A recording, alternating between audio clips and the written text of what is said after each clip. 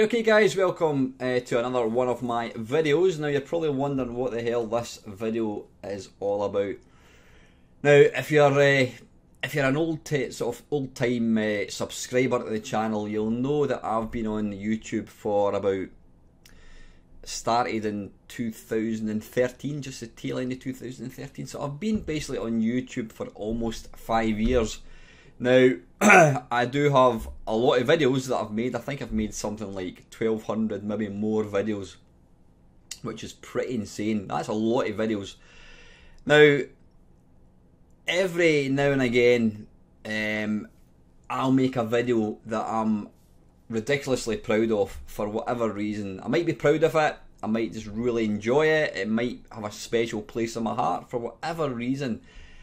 And because I've been making videos for 5 years, there's an awful lot of videos that I made in the early days that I don't think a lot of people got to see, because obviously I was a much smaller channel, you know, 2-3 years ago. So this new feature that I'm going to do, I'm going to basically pick a video from my archives for whatever reason. I'll usually try and explain to you why I like it, and it's a chance for me to let you see some of the videos that I'm most proud of. Now, I can't think of a better video to kickstart this whole feature, and it's a video where I get to interview Dominik Diamond from Gamemaster. Now, the reason this came about is I've got a video feature called Blimey It's Only, and it's basically where I get to speak to people who are involved in the video games industry. I've spoke to a lot of really cracking people, and I probably will feature quite a few of these in this feature. But yeah, Dominik Diamond, I've been on Dominik Diamond's Facebook friends list for quite a long time, and about, I don't know, maybe 4 years ago, he mentioned he was training for a half marathon for charity, and I told Dominik that I was a big runner, and I told him that I could send him a half marathon training program, which I did, and Dominik stuck to it, and he went on to complete his half marathon. Then it was a couple of years later, I thought to myself, who would be one of the biggest names you could get regards video games? I thought the Gamemaster himself. Well, no, technically the Gamemaster is Patrick Moore, but we're not going to get him now, obviously. But yeah, Dominik Diamond is a bit of a cult figure in video game folklore. So I contacted Dominik and I says, look, I've got this YouTube channel, would you be interested in getting interviewed for it? And he came back to me and he says, listen Alan, he says, as you probably appreciate, mate, he says, I do get asked an awful lot for interviews, you know, by gaming channels, etc. He says, and I never ever do them. He says, I'm not interested in doing them, I've moved on, you know, that was a long time ago. He says, however, in this instance, he says, you're a top bloke. He says, you helped me with my running, and also you're Scottish, so I'll do it. So Dominik and I got together on Skype. Now, unfortunately, it is a voice only. Dominik was actually going to be starting work. He was actually in his studio. He's a DJ in Canada now. So it is a voice only one, but I've overlaid some kind of old Gamemaster footage just for something to watch. But it's a video that I really enjoyed making. It'll probably, whatever happens to my channel, it'll probably be one of the videos that I'm proudest of actually making, because not many folk get the opportunity to talk to Dominik Diamond. And despite me being quite nervous at the start, which is fairly what I would expect. I mean, Dominik Diamond was a guy who I used to watch on TV, and suddenly having him at the end of a microphone was slightly bizarre. But I do kind of get into it, and I actually think it's a good interview. I'm not saying my interview technique's particularly good, but quite a few people have said to me it's like listening to two mates in the pub talking stuff, and it seemed to go down really well. But because it was an early video, I don't think there's probably a lot of people that have never really got to see it. So anyway guys, I'm going to shut up now and I'm going to let you enjoy it. Okay, enjoy.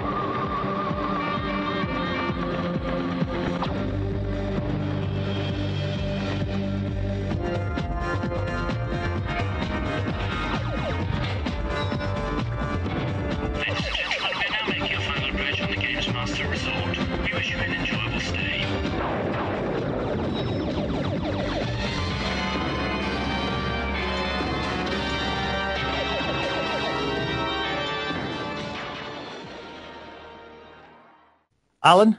Hello. That's better. Okay, let me turn this in. Fantastic. How are you doing, mate? How you doing, Squire? I'm okay, sir. I'm a little bit late, but... No, not a problem. Listen, sorry about the slight mess up. I think what we didn't factor in when we organised this was the bloody clocks went forward on Sunday. So I'm sitting here at 6 o'clock and it's only 1 o'clock in Canada. So... that's my fault getting the time wrong. You know what, I didn't even know. It was only when the wife told me on Sunday night that the clocks were going forward I remembered as well. So listen, Dominic, I really do appreciate you taking time out to speak to me. I'm going to keep it quick. I know you've only got about half an hour or something, you reckon, eh? Yeah, that's cool. Yeah, fantastic. So I've tried to make it quite humorous. I'm sure you'll take it in the sort of the spirit it's intended. I hope you do anyway. It's good stuff. So anyway, we'll just make a start. So listen, Dominic, thank you very, very much for joining me. I'm delighted to welcome probably the most famous gaming icon, purveyor of fine beards, double entendres, sheepskin jackets, and king of the put-down, Mr. Dominik Diamond. Welcome, sir. That's a wonderful eulogy. I like that. I can sell it. I can do it for you for a price. Well, anyway, listen, Dominic, thank you very much for taking time out to join me. I know you're always a busy man. I think you're on here in about, is it 5 hours' time? Something like that, is it? In Canada, yes. Is yes. it? Oh, I always get my times confused. It's probably a Scottish thing, mate, so don't worry about it. Good stuff. So anyway, kicking things off, Dominic, a surname like that, you were surely destined for great things, don't you think? Do you know, it's interesting you ask that, Alan, because my real name is Paul Dominik Diamond. And yes. From an early age, I decided I wanted to be called Dominic instead of Paul because there was 2 other Pauls in the class. And I thought at the time it sounded really cool and showbizy. But I think the older I've got, the more I hate my name because it's really hard to say quickly on the radio. And right. Like when you come over to a new country, when people don't know, you've got to say, hi, it's Dominik Diamond. And it's just like, I wish I'd called this, but like Paul Diamond would have been so much easier. And I actually think Paul Diamond sounds cooler than Dominik Diamond, because Dominik Diamond as well sounds made up and nobody believes that it's a real name. See, like Neil Diamond was sensible because he had the diamond, he kept the first name short. Anne Diamond, there's another great, Jim Diamond. They all kept first name short. I've actually got a guy that works with me. His name is Desmond Diamond. So there you go. If you think you were bad with Dominic, Des Diamond. That's his name. That's great. That's no relation, I take it, Dominic. No. Excellent. Well, I know you've been in Canada. Is it 5 years now? I think you've been in there across there. Do you know what? Actually, it's 6. It's over 6 years. Is it really? Now. Wow. January 2009, I came over. Yeah. Years now. Good stuff. Is there anything you miss about Scotland, like Iron Brew, deep fried Mars bar suppers, pish weather? And I miss Iron Brew. Definitely miss Iron Brew.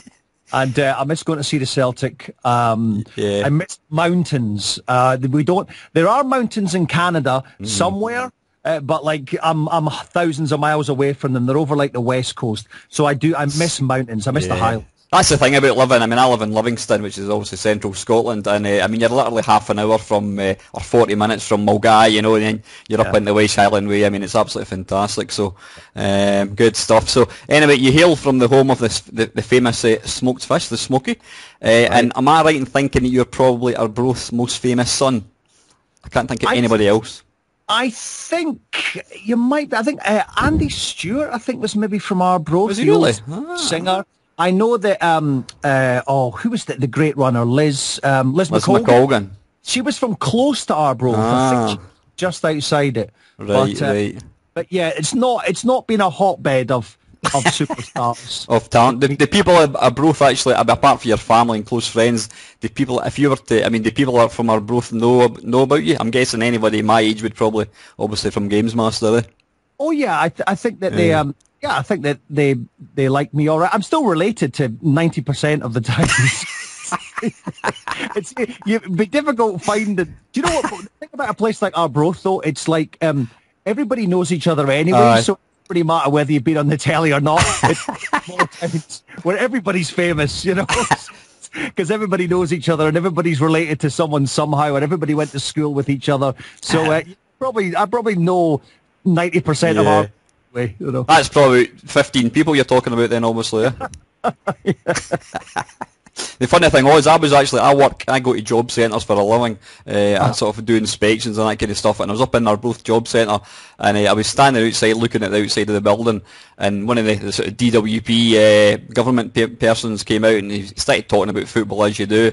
And I said, "Are you into football yourself?" He says, "Yeah, I go to see Arbroath." I says, "Oh, right, yeah." I said, "You got a season ticket?" He says, "I'm actually the chairman." I went, "Oh, No way! seriously?" He works in the job centre. Now, if that job centre is in the same place that it used to be, Charmer Street.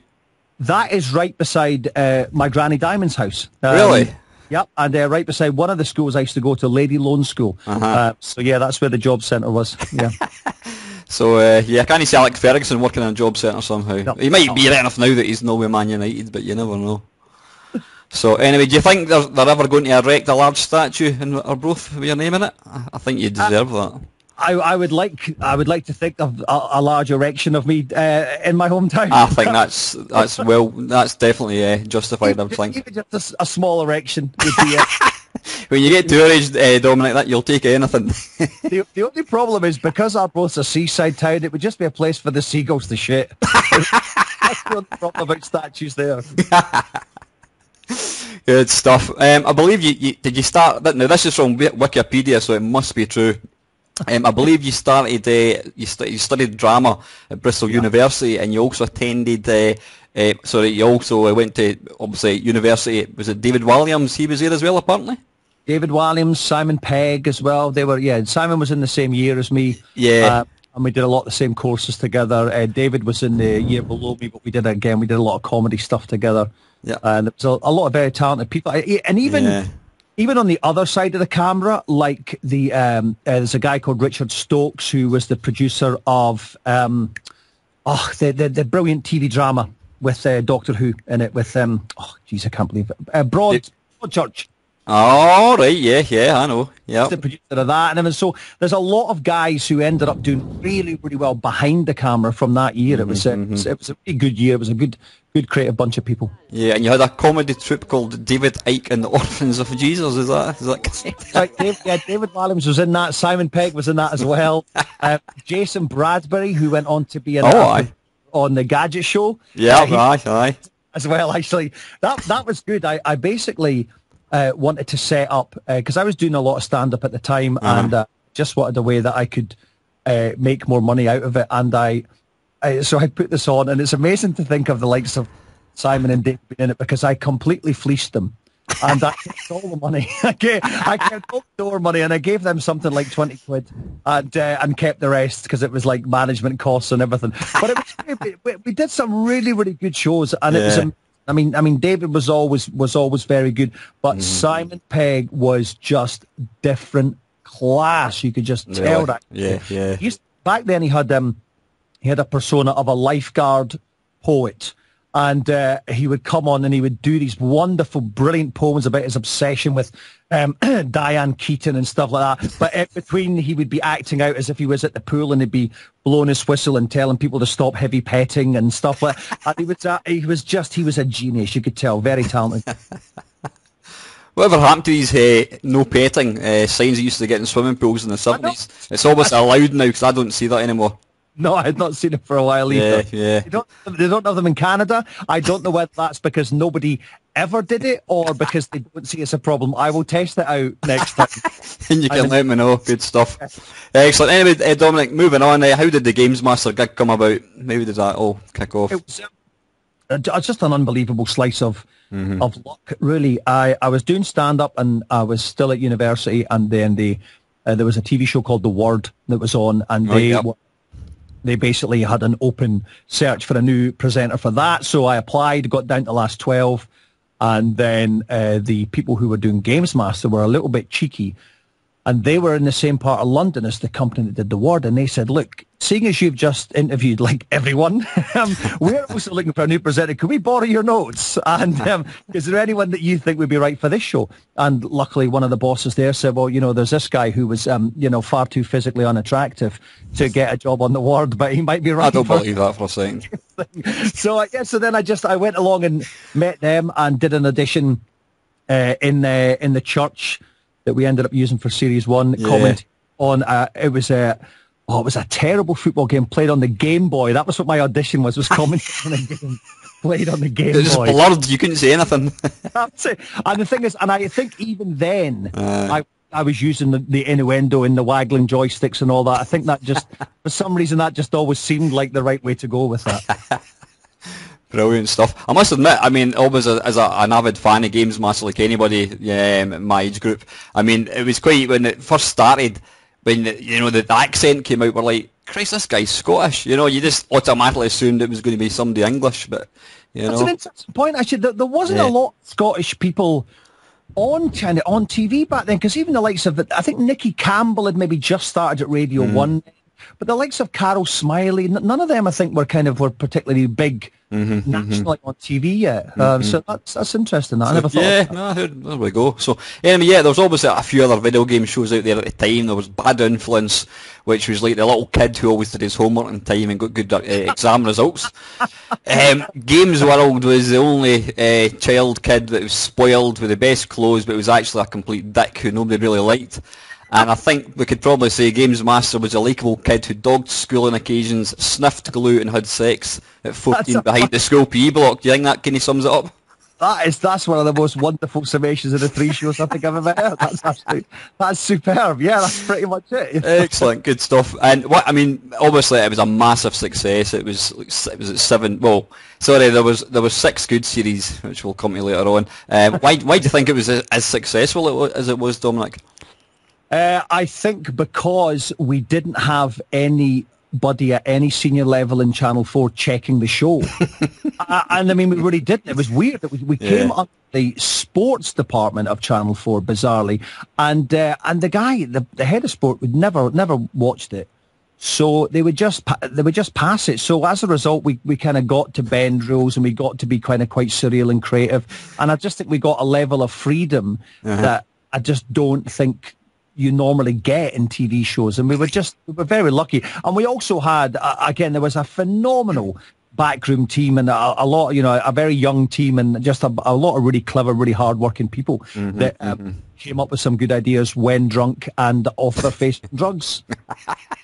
And dare I say, I think the whole adult theme that ran, obviously, the undercurrent of the whole programme, that's what made it so enjoyable. I mean, I must admit, having watched the rerun, well, not reruns, I've downloaded them off the internet.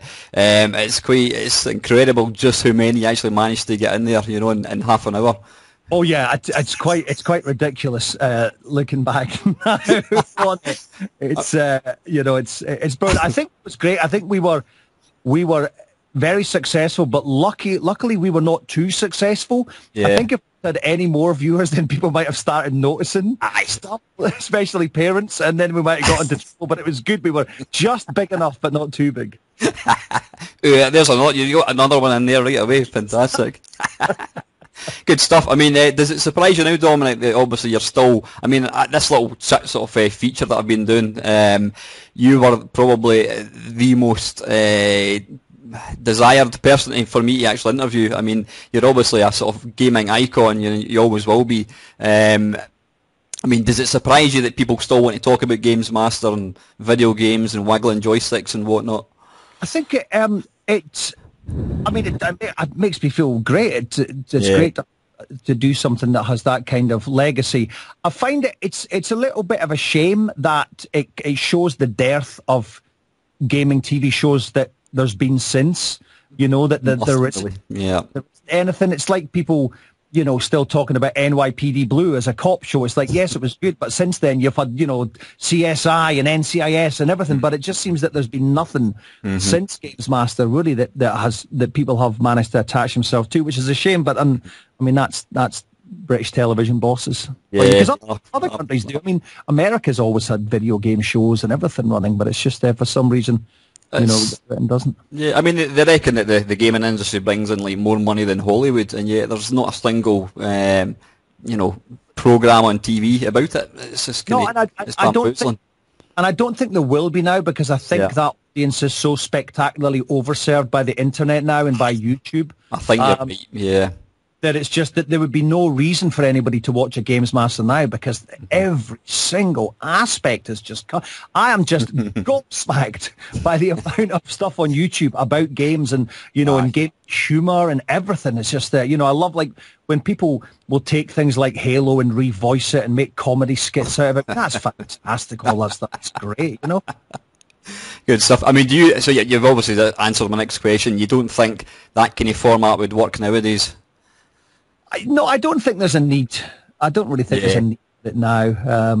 You know, I mean, I don't think it's ever going to happen. I mean, they had the chance recently when Future Publishing bought the rights for the TV show off of Jane Hewland, and they tried to get it remade, and they publicly said from the beginning that they weren't going to involve me, which was a little bit naughty of them. But nobody wanted to do it. Nobody wanted to pick up the show. So I think that just kind of confirms what you're talking about. The internet's really taking over everything now. So good stuff. So you've already mentioned this. Watching reruns, I'm amazed at how many double entendres and innuendos that you're managed to put in. Obviously, some are pretty near to the knuckle, who are misses.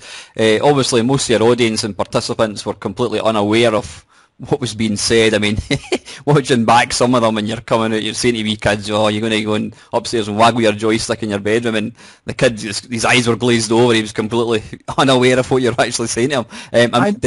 Were you guys ever worried that you're going to get complaints, or did you realise, wait a minute, we're getting away with this, let's just keep going and let's take it as far as we can possibly take it? I think that's interesting because I don't think you could get... Well, I know you couldn't get away with that stuff now because of post, you know, Jimmy Savile and Operation... No, I think that they, you know, little did I know that I was the only guy on Kelly who wasn't a paedophile. And I think the horrible side of that, I don't think you could make innuendo stuff like that now in front of young people, because you wouldn't get more than one episode. So we were lucky that we lived in a more innocent time then. Aye, absolutely. I'm guessing if Games Master went out at 8 o'clock on a Friday night on BBC One, then it would have to have been completely tamed down, and Europe probably got the sack, and they would have brought in Vernon Kay or something. That's right. Yes, yes, they would have. Vernon Kay. Yeah, or Jeremy Clarkson or something like that. I heard he's looking for a job apparently. So do you know my Clarkson story? And this is and I've been telling it to a few people over here in Canada, because Top Gear's massive over here. Top Gear and Coronation Street are two of the biggest TV programs in Canada, right? It's completely bizarre. So, and people kept saying to me, oh, so, you know, did you know Jeremy Clarkson? And I said, let me tell you my Jeremy Clarkson story. Years ago, the BBC came to me with an idea for a TV show called Robot Wars. And I was like, oh yeah, this sounds great. Like, we really want you to present it, Dominic, because of Games Master. Yeah, it sounds great. So we did... The pilot for the show we did as a live performance in a warehouse opposite the BBC in front of all the BBC executives, and it was one of the toughest things I ever had to do in my life technically. And I did it, and we nailed it, and they commissioned it, and I was like, oh, this is great. And then I get the phone call saying, yeah, the BBC think they want a bigger name, so they're giving it to Jeremy Clarkson instead. And they took it, and that show became huge. So that's my Jeremy Clarkson story. Bastard. Unbelievable. Dear me. Yeah, excuse me. Let's see. I've heard in a previous interview that that Channel 4, obviously, but again you've mentioned this, that Channel 4 had no idea as to the actual content, and they were probably just interested in the sort of soaring rating viewers. They were happy because they're pulling in the ratings. Yep, they were happy. We got great ratings. They didn't really understand how or why, but they just thought, oh, it's video games, and video games are really huge, so let's let them carry on. They were getting tons of money from the Games Master Club and everything like that, and then Games Master Live, so it was a great cash cow for them. And then they started to try and use us to help the other shows. Like, we were moved, and and I'm really unhappy, we got moved to before Hollyoaks, that was it. We were right, dearie me. 6:30 till 6 o'clock, and that made a big difference to our ratings, because just that extra half an hour means more people are home from school and from work, and we were put in there as a warm-up to Hollyoaks, which was really annoying at the time. It was great for Hollyoaks, but it was, you know, unfortunately, we took a ratings dip on that, and we didn't really come back from that, unfortunately. I'm no doubt some of the Channel 4 executives would have probably looked back at some of the reruns of Games Master after it kind of went off air and went, did we say it's allowed this? Who allowed this? I have no doubt. At all. Excellent. Excuse me. Obviously, the guests who appeared on, Gamemaster over the years, it's like a who's of 90s Britain, from Hacksaw Jim Duggan to Danny Bear, Utah Saints to Bad Boys Inc. Who were they again? Did you actually get to sort of decide who came on the show, or was that kind of decided for you? Oh no, we would all sit and all kind of throw in names that we thought would be good, footballers especially, and that we were always, we were really keen on getting them. I don't think there was never I'm trying to think if there was ever a guest we had on that I had said beforehand, no, I do not want these. The only time I was against the guest was when we did that stupid one where we had the fake RoboCop and the fake John Major. And I remember that one. Did you come on a boat or something, I think? I remember going, oh no, this is a really shit decision. And actually, we were saved by how bad that they were in terms of us lookalikes and soundalikes. So I think that saved us because it was so bad it was good in the end. But I think I kind of didn't think it was very cool to take that on at the time, but I mean, they were fantastic. They were great guys, and that was, probably the biggest guests that we ever had on the show. Oh, absolutely. I think it would be interesting because I think that if the show was out today, I think the caliber of guests you would get would be mind-blowing. I'm thinking you could get Messi on if they were launching FIFA. The caliber of football player you would get, that would be brilliant. That's the biggest shame of it not being on just now. I think pretty guest. Going through all the sort of games, I didn't physically watch them all, but all my wee kind of Gamemaster files have got names and as to who appeared. I noticed Vinnie Jones appeared 4 times. Was it because he was a class act, or was everybody simply too shit scared to tell him to piss off? No, Vinnie Jones would do anything, right, if you gave him the money. Vinnie Jones literally used to answer his phone, and instead of saying hello, he would say, how much? So it would be, we'd get to the stage where it would be like, okay, right, which footballers are we going to have on? How about Vinnie Jones? Oh, we can't have Vinnie on again, right? Okay, fine.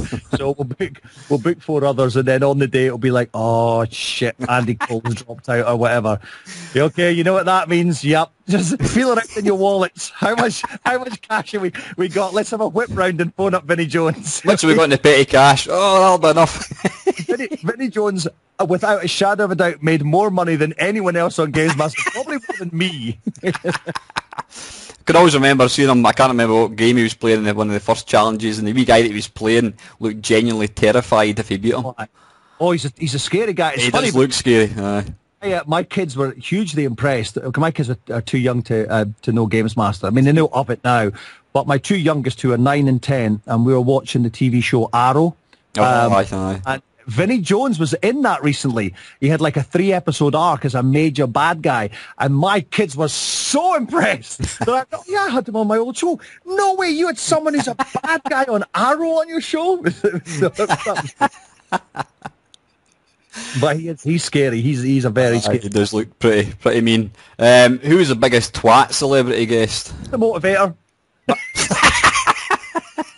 Mr. Motivator, beyond the shadow of a doubt. Really? Why was that? Because he was just ridiculous outfit, or was it something else? I think the problem is that when you dress like that, you would expect someone to have more of a sense of humour, but he was just the most humourless, grumpy bastard in the world. Yeah. Oh, he was just, and then the minute the camera went on, he'd be all smiles and everything, and then when the camera went off, just sullen. Just completely false. Yeah, and it was, as you can imagine, it was a very happy set to be on, and then just this little kind of totem of grump, little the Motivator. So he wasn't my favourite. So he never came. You never emptied the petty cash to get him back then, I take it. No, we didn't. So there was always a lot of top totty appeared in it over the years. Especially, what was the famous one? Was it riding she's married to Fatboy Slim. Oh, Zoe Ball. Aye, was she on a large motorbike, I think? Oh, Zoe Ball doing MotoGP. Oh my God, that was great. What was great about that was because I knew Zoe at the time because I had done something on the radio with her, and then I'd actually just auditioned for the Big Breakfast at that time with her. So she knew the show, and we knew each other, and I knew she was up for it. And I'd said to her, "Look, well, let's. I'm going to really push the naughtiness on this one, if that's okay with you." She's like, "Yeah, no, it'll be cool." So that's how when she. It was something about riding on the back, and she was like, "Oh yeah, I like one up the back," and it was just unbelievable levels. That was, yeah. I think the innuendo scale went up to 11 for that episode, if I recall. You're basically doing anal sex gags with one of the biggest stars the channel has. Then you know you've made it.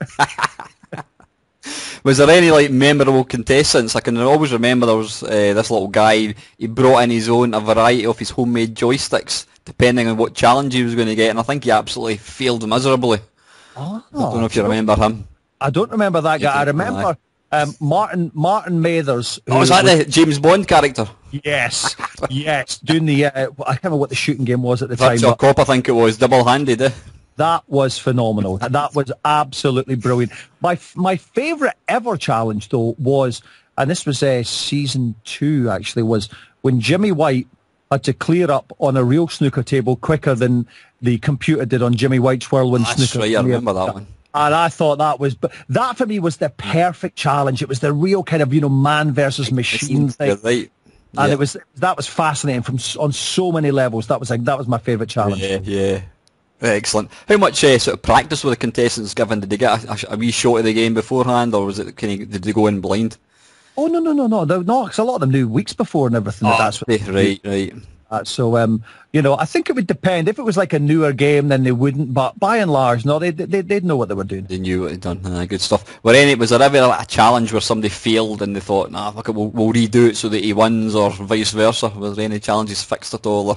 I couldn't possibly comment. Without the solicitor. It might not be too outlandish if I said that time Uri Geller was on pretending to play the game just using the power of his mind. That might not have been 100% genuine. It might have been a researcher underneath the game playing it for him. It was like these on Saturday Superstore. They used to have these video game challenges, and I always thought it was incredible that somebody could control it by saying left, right, down, up, and there was always that resetting delay, not realising there was a monkey with a joystick pushing it to the response. That's right. Well, the thing is that, yes, you would sometimes, not as often as you would think. There would be occasionally we would redo a challenge, because at the end of the day, it was about providing good television. if you've got 3 people trying to, collect so many rings on Sonic and they all die within 7 seconds, then that's going to just be shite TV. So you would redo it then. But if we ever did anything like that and say the result went the other way, you'd always make sure that the person who won originally would get a golden joystick as well. I mean, Do you actually want a golden joystick, Dominic, or were they all used up? I do not have one. I can't believe why I didn't take one. You never got one? Oh, wow. I never, ever got one. So it's a shame that actually I wish I had, but no, I don't have. And am I right in thinking they were just literally was it Quick Shot 2 joysticks painted gold or something, was it? Painted gold, that was it. Excellent. Am I right in thinking that you never actually met the Gamemaster himself, Mr. Patrick Moore? I did, on the very, very last day of filming, I met him. I met him once, and it literally was, I was walking out, he was walking in, and I spoke to him for about 5-10 minutes about cricket, because I knew he was a big cricket fan. And there was something perfect about that, because it was nice. It was a really nice little kind of moment. I genuinely was. I was very sad when he died, because... I kind of felt really close to him all these years, and the amount of messages I got on Twitter and Facebook of condolences to me, I was touched. I was touched for 2 reasons. One, as to how many people were mourning the loss of him because of Gamemaster, as well as the Sky at Night, but also just how people were offering me their condolences, and it was a really, really sweet moment. Indeed, aye. Excuse me. Obviously, you moved away after after Series 2. Was it? Am I right in thinking was that down to the decision they wanted to take McDonald's on as their main sponsor? Yes, that was that. You could tell me about it, and I was very anti McDonald's at the time for you know, reasons that you all have when you're young and firebrand. It was a very naive decision in retrospect, because that's the way it's in it. Because sponsorship was just starting to come in TV, but like you could take a stand like that these days. It's just that, you know, everything is sponsored. I mean, I do, you know, I do commercial radio where, you know, there's ads for all kinds of companies that I wouldn't necessarily use or agree with, but it's just, you know, it's just so, you know, I thought it was a cool, principled thing to do at the time. Well, fair play. Actually, you stood by your reasons, you know, and you obviously turned the third one down. So yeah, Mr. Dexter Fletcher, I mean, he was always on a hiding to nothing, trying to fill your boots. I mean, I remember watching it, and it was just, no disrespect to the guy, I've never seen the guy before, but he was never ever going to fill your boots. No, and I think it was an interesting choice because he was so Cockney, and you said about the Scottishness and the accent. So I think that, you know what Scotland's like, where it's so unbelievably supportive of any Scottish person doing anything. So I think that every single Scottish Gamemaster fan immediately went, "Oh, who's this fucking English prick?" So I would have been interested to see if they'd got another Scottish person. It might have been better, or even said to Dexter, because he's a very good actor, "Okay, here's the deal, Dexter. You've got to do it in a Scottish accent." Then I think, but it was just, "Oh, welcome to Guys, what's that?" You know? And the less said about his green bloody onesie, well, you know, but anyway. Well, I'm the last person to talk about outfits worn on... I deliberately wasn't going to mention that, but anyway. So anyway, you seem to have an uncanny knack of taking a piss out of contestants' attire or hairstyles, mostly without any comeback. Although I'm sure there was one wee guy, I think you had a go at him with his hairstyle, and I think he had a wee go back about your dress sense or your hair. Can you remember that one? I could not. I've obviously psychologically blotted that out. That's too hurtful. You took him down to the basement and got him shot forthwith. Yeah. So what became of the red jacket? Did you keep that? That was the other thing that was bad, was that they burned it. And on the very first episode Dexter Fletcher did, he held up my burnt jacket and said, "This guy's burnt out." Which I thought was really, and I think and Jane Hewland, the boss, will look back on that and was like, "Do you know what? Actually, we shouldn't have done that." So I think they were understandably a bit pissed off that I'd taken their. So that was the red jacket that they burned. Unbelievable. Burnt, yeah. I'm going to write a letter of complaint to Channel 4. I think that's terrible. Aye, do you still, obviously there was multiple presenters, etc. Do you still keep in touch with any of them at all? You know, even through the sort of social media and that kind of stuff. I mean, Kirk Ewan, he was one of my favourites. Obviously, he was kind of the king of deadpan, wasn't he? Oh, absolutely. Yeah, no, Kirk was one of my best friends then. Still one of my best friends now, and you know, my kids and his kids and everything. I grew up very close.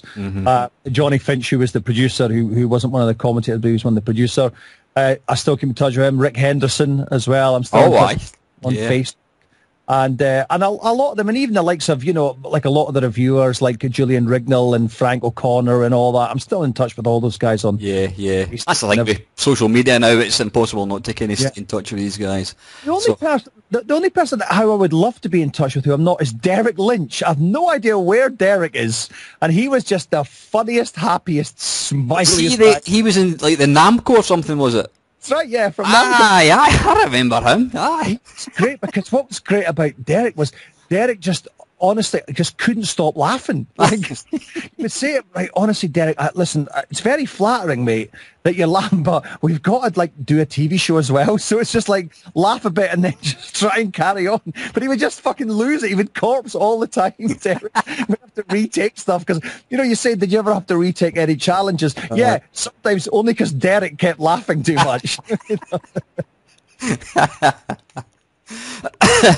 Obviously, we've got to touch on a certain Mr. Dave Perry. Now, I did listen to an interview you did with, I think it was a bunch of Australian guys actually a couple of years ago, and you kind of admitted that you felt a little guilty about kind of what happened in that episode, that he was kind of perceived to be the kind of bad person. I don't feel sorry about what happened in that episode, because I think that Dave's behaviour brought that on himself. I feel sorry, genuinely, how badly I slagged off that guy, and especially in interviews and him like that. And it was just, I wasn't a particularly there was some not nice parts of me back then as a human being, not helped by assorted substance abuse problems. And I think I said some absolutely despicably horrible, unforgivable things about that guy, which were just basically bullying, and I feel very, very guilty about it. But he was a dick.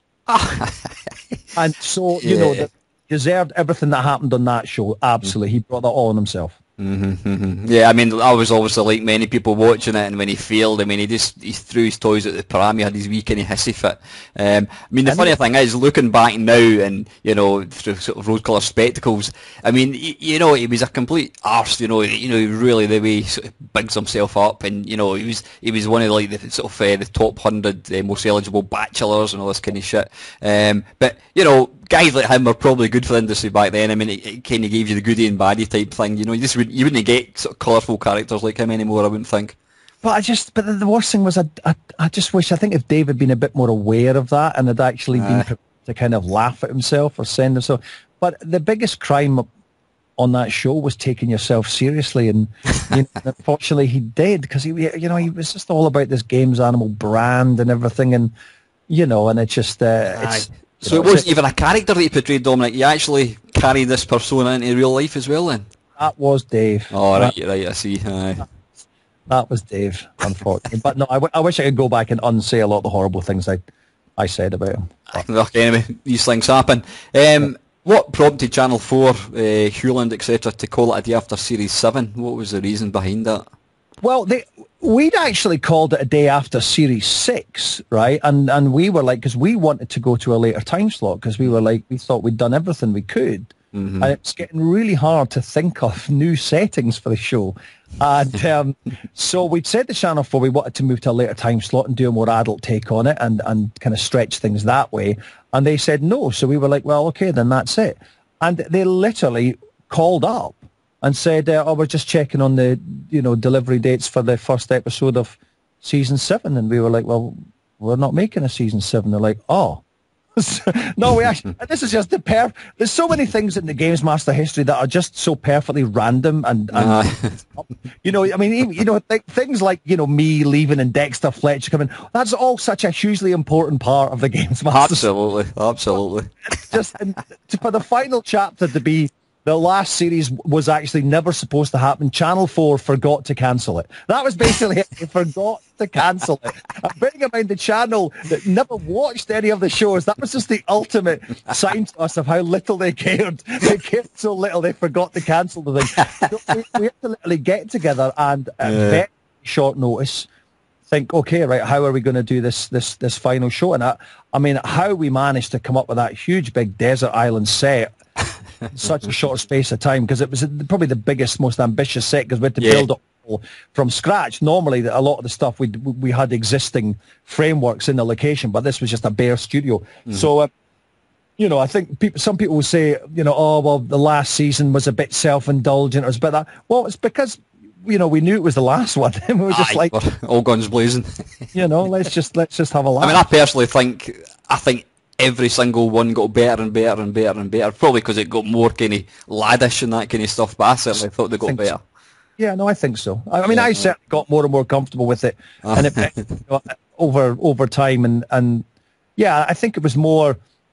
I think what was great, without sounding too wanky, I think we would take some of the kind of like references, like bizarre, obscure literary references we would throw, and I just think I really tried to push it script-wise with it and make it more and more random and weird, and it's great. And again, it's really you don't get many opportunities to do that. No.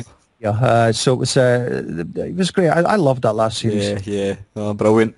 So obviously after that kind of finished, you went on to do various other programmes, including you did, was it Caledonia McBrain? I was trying to do that from memory. Was that sort of a quiz show with, what's his face, Jim McCauley or something? Not Jim McCauley, Fred McCauley. Jim McCauley was in the Beech Grove Garden, wasn't he?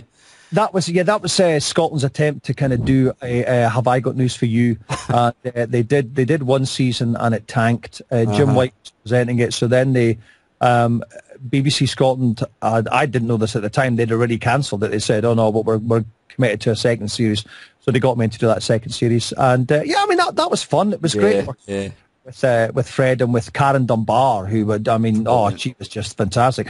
And one of the best things about that show was it was the first time I'd ever been in a writing room set up, where you sit each week and write topical gags with a team of writers. And we had Ricky Brown, who was writing it was a columnist at The Sun. We had Noddy, I can't remember Noddy's surname, but we also had a fresh-faced, up-and-coming comedian by the name of Frankie Boyle.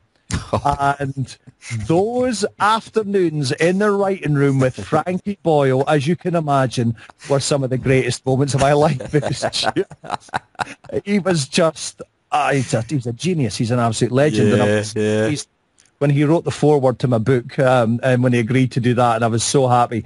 And it's funny because Frankie would have days where you would just like, all his punchlines would be about mythological creatures, and you'd be like, oh, Frankie's on a mythological day, and it doesn't matter what we'd be talking about.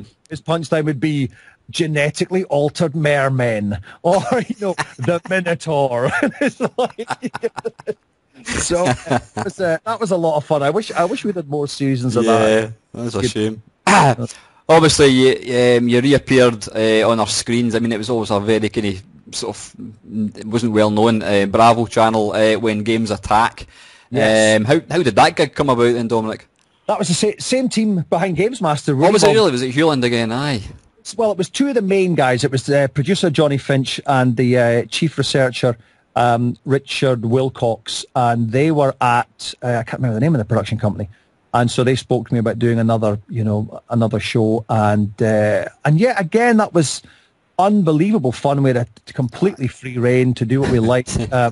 Some ridiculous foreign shoots that we went on. Was that the one where I can't remember if it was that or Gamesmaster, where you went to like a Japanese indoor beach and you were talking to the wee guy, you had your Celtic top on, you're talking to the wee guy about you here to pull birds and he didn't understand a word you were saying? That was Gamesmaster, but that was one of my favourite bits in games. And we would always stick up these stupid subtitles and everything underneath. What was that the one you had to present a prize for cosplay? There was these people dressed up and like with socks on their head and things like that, was it? It was pants, girls' pants on the That's right. panty man. It was I mean that was some of my most favourite moments on the show was going filming those foreign features where we would just go to America and Japan and just rip the piss out of people. You probably had absolutely no idea what you were about, what the hell was going on here? None whatsoever.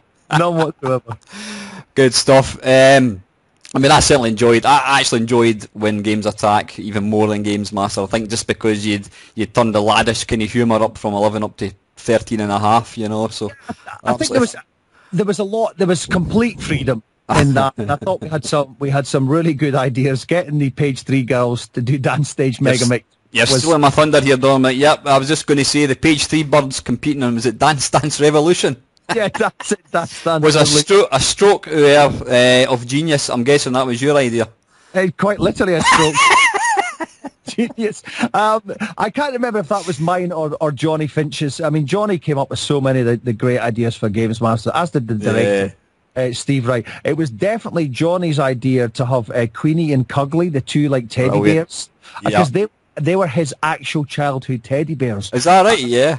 That was it, and I thought it was the sweetest idea from him, and we had so much fun. This is what I love about this industry, and there's a lot to hate, and it's a really industry to kind of carve out a career in, and there's lots of ups and downs, but the best thing about it is you keep falling into these situations where you get to work with just unbelievably funny, creative people. And I've been so lucky over the years to keep falling in with them, and it's great. Yeah, just a total fun. Good stuff. So did you ever manage to pull any of the birds? I to the Fifth Amendment. I dated one of the angels, and Helena from the Dark-Haired Angel. Dated her for a while. She was a lovely girl, and I may have had a night out with Joe Guest, and she was a lovely girl as well. Fantastic, excellent. Obviously, you had the pre-evolution challenge. various foreigners and English people. I was gutted that Tosh McKinley wasn't asked to appear, but That's right. But do you know what's so funny is that I think that because of the success of the Dance Stage Megamix thing, I think people forget there was actually a football challenge on that show. Who actually won it? Was it not the Italian guy or something won it, I think? Can't remember. I remember having a lot of fun. Yeah. Who was the guy? And I kept calling him Pretty Boy. Oh, I remember. I can't remember his name. Aye. And there was all these jokes about, I was joking about him being gay, and then I think later on it turned out he was gay. It's like, I was so embarrassed because I wouldn't have done that if I'd known he was gay, because that's just phobia. And it was just like, I'm really sorry. You know? So listen, Don, I'm conscious of time running on. Have you got another 5 minutes? We'll just crack on very quickly with these last few questions. No worries. Excellent. What happened to the sheepskin jacket? Have you still got that? I won't have it now. I had it until recently. I had it when I was in Nova Scotia, but we have moved so many times, and because of the radio stuff over here, that we've just shed more and more and more stuff all the time. So the sheepskin jacket is no more. Oh, so no. That went to a charity shop, so hopefully some person who needs it more than me is wandering around in that sheepskin jacket now. So Cugley and Queenie, they were obviously the icons. They were the sort of the defining icons of when games attack. They were like energy drinking, staffy-owned, tattooed hoodie fraternities, dealing drugs and whatnot. Well, you've just told me where they came from. Are they now in landfill or a charity box or? You know? No, Johnny Finch has got them. He was back again. Good. Oh yeah, because they were his childhood things, and he would actually die. I used to keep hiding them from him, and he would lose his shit completely. What's Cugley gone? But no. I would have loved to have actually come out with a range of Queenie and Cugley plush toys if the show had gone on and everything. But no, they were great. That was a great idea. Yeah. And do you know, it's like everything else. Is what the comedy in that is just you take two contrasting elements and you put them together. So we had Cugley toys doing drugs and selling drugs. It's brilliant. So they never actually got harmed in the making of that feature? Oh, not at all. They're, addicts now. They're in recovery, but... Good, delight to hear that. Sadly, it only lasted one series. What was the reason for that? Do you know? Honestly, I cannot even remember. That was, for me, that was the nadir of my experimental drug phase. And joking aside, it's a bit hazy that me, unfortunately. So I started to kind of straighten my shit out after that. So I honestly, it's terrible to say, I honestly cannot remember. Can't remember, yeah. It's much the same way as Channel 4 forgot to cancel Gamemaster. I have forgotten why they cancelled When Games Attack. No idea. I mean, maybe they didn't. Shit, maybe I'm just really, really late. They're just thinking a bit late, aye. That's it. Do you still get time to play video games with the kids and you play a bit of Xbox 360? Yep, I do. I'm a hopeless FIFA addict, and I hate myself for it. Because I hate the FIFA franchise. I hate the way they release the game every year and it's bugged and bits of it don't work. And I hate the amount of money I spend on those fucking packs on FIFA Ultimate Team. It's like, but playing FIFA is like, it's like that really dirty girl back at school that everyone had, and you would cop off with her and you would be like, oh great, but then you'd feel really dirty. That's what I feel like every time I play FIFA. But I play it pretty much every friggin' day. I also what I do now is I go back whenever I see like great games from a couple of years ago that are down to like about $5.99. I download them on Xbox and I play through them. So I just played through oh, what's the name of it? The first game is the guy's wife and kid get killed. He's the fucking hell, what's it called? The guy who's got a beard and Anyway, Last of Us. No, not Last. No, actually, I got Last of Us. Excellent. I started playing Last of Us and I loved it, but I got to the one bit, and it's near the start, where it was like about 4 different kinds of zombies and some kind of underground thing, and it took me like about 3 or 4 goes and I still hadn't got past it, and I've got no patience now with games. So I took the huff with The Last of Us, which was a shame. And so what is it? I also started playing recently BioShock Infinite. I started playing that. I played that myself, aye. Thought that world was beautiful, the world they created. But see, the problem is that the time thing with my kids, like my oldest kid is 16, and so it's all about, and you know this, Alan, it's all about trying to get out of college just now. Yeah, and of course. Kids are so selfish. They take up a lot of your game time. They really do, with their needs, you know, like education and feed me and buy me clothes, you know. So it's because when I get into a game, I've got to finish it, right? I will sit and just play it and play it and finish it. And that's how there's a lot of games that I just, unless I've got like a vacation time for a week, then I daren't even start playing them. Because you're not going to get time to finish it. Aye.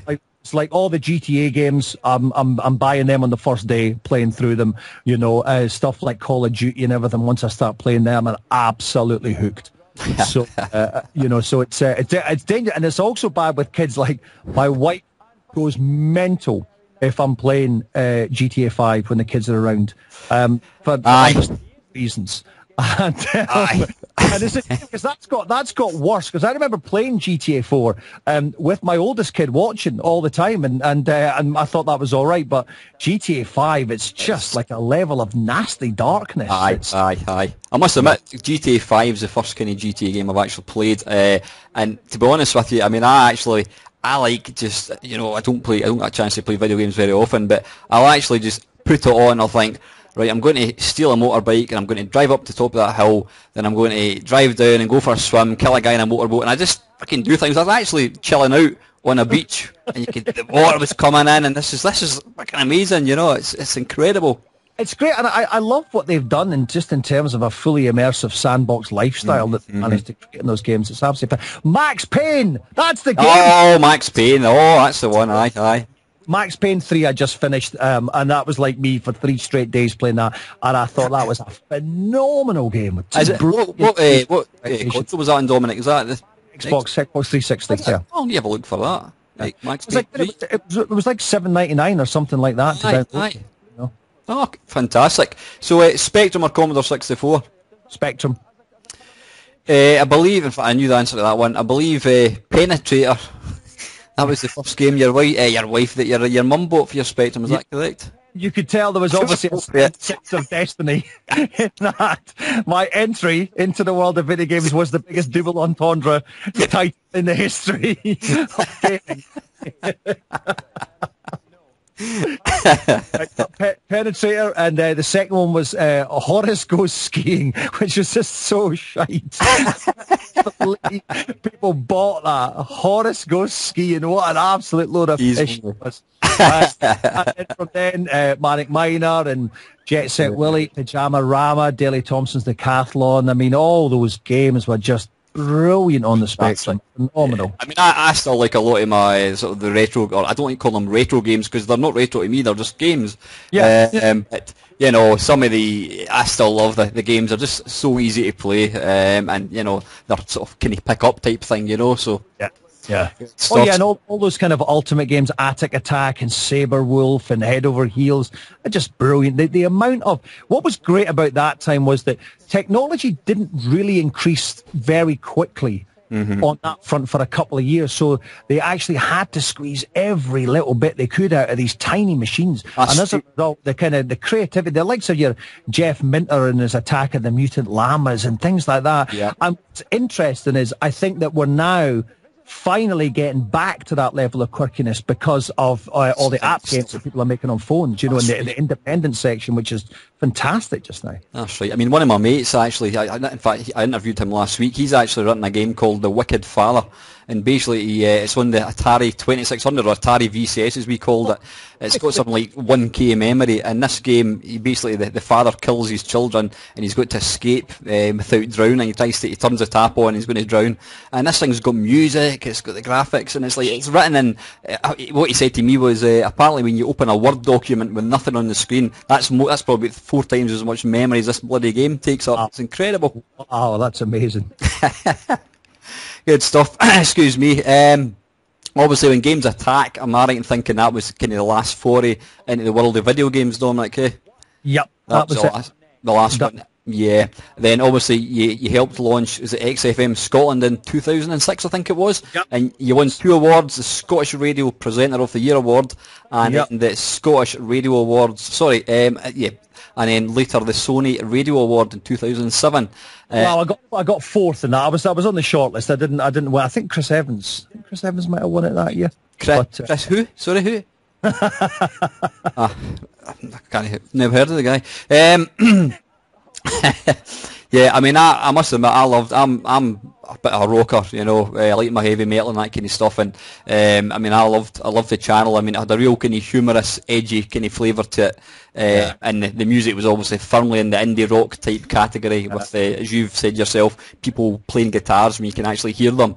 I mean, so that launched. You were the kind of behind a lot of the kind of Fratellis and that kind of stuff, getting their kind of first real kind of exposure. Is that right? No, totally. That's one of the things I'm the most proud of was how we, Fratellis, Biffy Clyro, The View. The View as well, yeah. The most fantastic time for Scottish music, and it was just thrilling, absolutely thrilling to be part of that. It was the best time we could have possibly been in, and even outside of Scotland, bands like Kasabian and all that just coming up. Time it was just the excellent time for Scottish music. It was, and it was the first time since Gamemaster that I'd had that level of fun. Aye. And that kind of level of creative fulfillment. Mm-hmm, And then some dickhead boss came in and ruined it all. Yeah, I noticed that. I must admit, I was gutted. I can't remember the guy that took it over, was he not for like Orkney or something? Oh yeah, Julian Sinclair. I mean, he was quite a decent bloke, but he wasn't yourself. I mean, obviously, you know, it was, good guy. When you left, it was again, it was you know, it was very, very sad. So good stuff. So you've lived in Canada now, Dominic, for 6 years. How do you find presenting Canadian radio differs from like UK stuff? You obviously don't get Andy Cameron advertising Larry's laminates and things like that.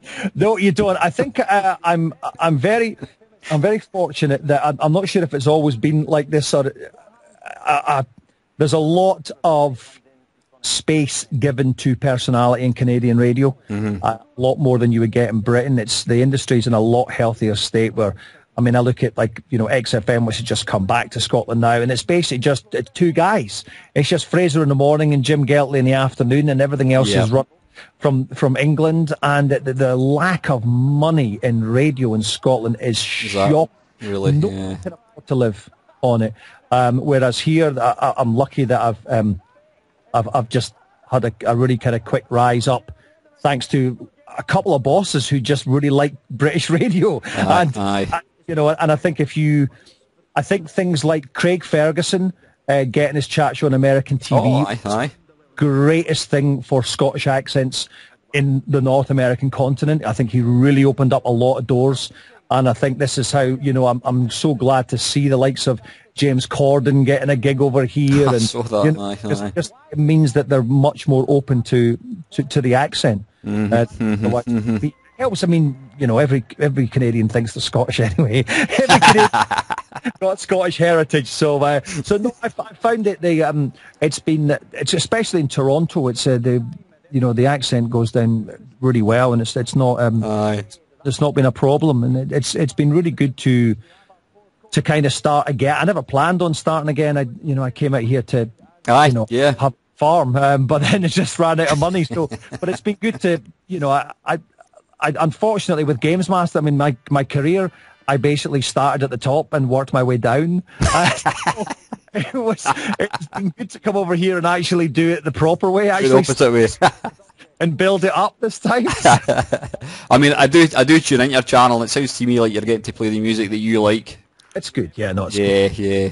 And it's a great country as well, Alan. I mean, I love it. If the people are so nice, and there's a real kind of it's very liberal, it's very chilled, it's very relaxed. There's a lot of there's a lot of love in Canada without sounding too much of a hippie, but people are just genuinely nice people. Listen, I've been to America before, but Canada's probably the one country I would love to actually visit. So. Oh, you should. They're great. They're I didn't know anybody that could put me up for a couple of weeks, but. Anyway, listen, Dominic, the very final question. If geography and money wasn't an issue, i.e. a blank cheque, would you ever consider a return to Gamesmaster? Do you know what? I would not, and I'll tell you why. because I think I think every time someone asks me that, it makes me more firmly say no, because the pressure to not fuck it up would be enormous. And I think it's very rare that you're able to do something and it finishes with a pretty much unblemished record. And I would just hate to come back and it not be as good as. And I think that the level of criticism that you can get thanks to social networking in such a short space of time, I think it's horrible doing anything new. And just the idea that we would do it, and within the first 5 minutes of the first show, that it's trending, Gamemaster shit now. That's shit. I don't think my fragile ego couldn't handle that. Fantastic. Well, listen, Dominic, I've taken up exactly 30 minutes more than I was, I was hoping to take up of your time. I really appreciate you taking time to talk to me, mate. Obviously, because it's some Scottish. I know you don't do many of these interview things, so I put you for the marathon training schedule. So no, but how's the running going? Are you still doing any training yourself? Done not. The winter here has been so horrific, Alan. I've not been out there running over 3 months because it's been like minus 36 with wind chill and everything here. And because Toronto, we get a lot of wind off the lake, so I don't mind it being cold, but it's running into a cold wind and it just fucks your throat up. I find that, I mean, it's maybe -3, but yeah, I can go out for a run and it can be like 10 degrees and there's a really ice cold wind and it just kills me, and then I can go out and it's like -2 and there's no wind and it's absolutely fine. It seems to be the cold wind sort of thing. So, listen, Dominic, thank you very, very much for taking time. I'll post you the link to this once I've got it uploaded. And thank you very much. All the best for the future, chap, and you take care. All right, you too, Al. Nice talking to you. Cheers, Dominic. Cheers, mate. Thanks, man.